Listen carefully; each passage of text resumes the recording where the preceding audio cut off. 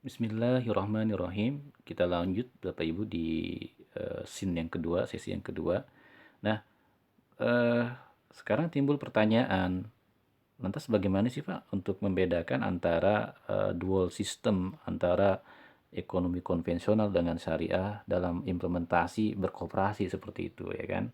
Nah, sekarang saya mau coba memisahkan ya kan. Yang pertama, ketika dalam konvensional itu kan dengan menggunakan istilah kredit dengan bunga ya kan.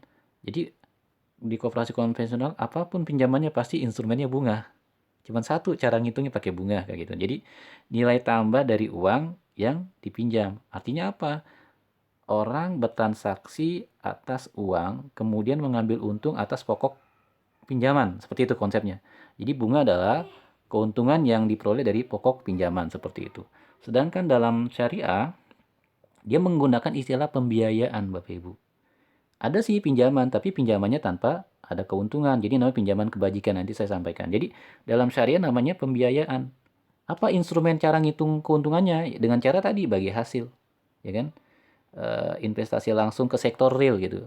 Kenapa bagi hasil? Karena yang dihitung adalah jadi gini, kalau dalam dalam konvensional pengambilan keuntungan itu berdasarkan pokok uang yang diberikan. Tapi dalam syariah pengambilan keuntungan itu berdasarkan keuntungan atas proses bisnis. Makanya disebut sektor real secara langsung. Uang yang diberikan dulu, disepakati porsinya berapa, kemudian si anggota melakukan bisnis, ada untung, itu yang dibagi. Jadi diambil dari untung, bukan dari pokok uang. Tapi kalau dalam konven, keuntungannya diambil langsung dari pokok uang, Bapak Ibu. Ya. Nah, dalam sistem keuangan, dalam keuangan syariah itu, dia juga selaras dia menyentuh sektor real. Tapi dalam keuangan konvensional, dalam koperasi konvensional, dia memisahkan diri antara sektor keuangan dengan sektor real gitu. Artinya apa?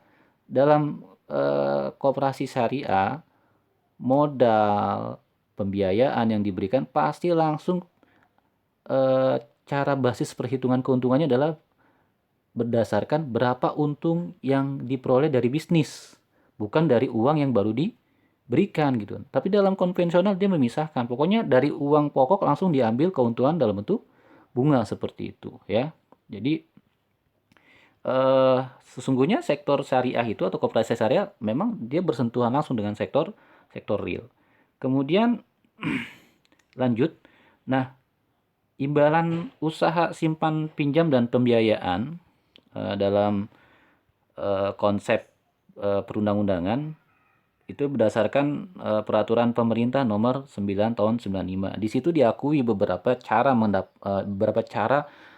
memperoleh keuntungan dalam simpan pinjam ya kan. Yang pertama adalah bunga, bagi hasil, margin, fee, dan bonus. Coba Bapak Ibu bandingkan.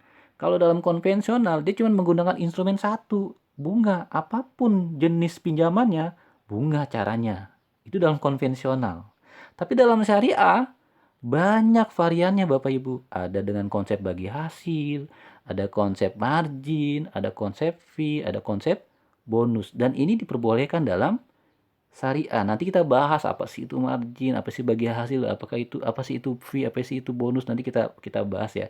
Jadi kalau kita konversi atau menggunakan konsep koperasi syariah sesungguhnya jauh lebih variatif, lebih dinamis, lebih lebih banyak proses transaksinya.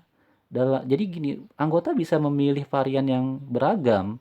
Beda dengan bunga. Kalau iklan kan apapun makanannya, teh sosro minumannya itu kalau dalam iklan ya kan. Tapi itulah bunga kan gitu. Apapun pinjamannya pokoknya pakainya bunga. Tapi dalam syariah banyak cara mendapatkan keuntungan asalkan caranya itu halal. Sedangkan dalam konven sudah pasti haram karena dia menggunakan basis bunga. Baik Bapak Ibu, ini sesi yang kedua. Nanti kita lanjut ke sesi berikutnya. Terima kasih.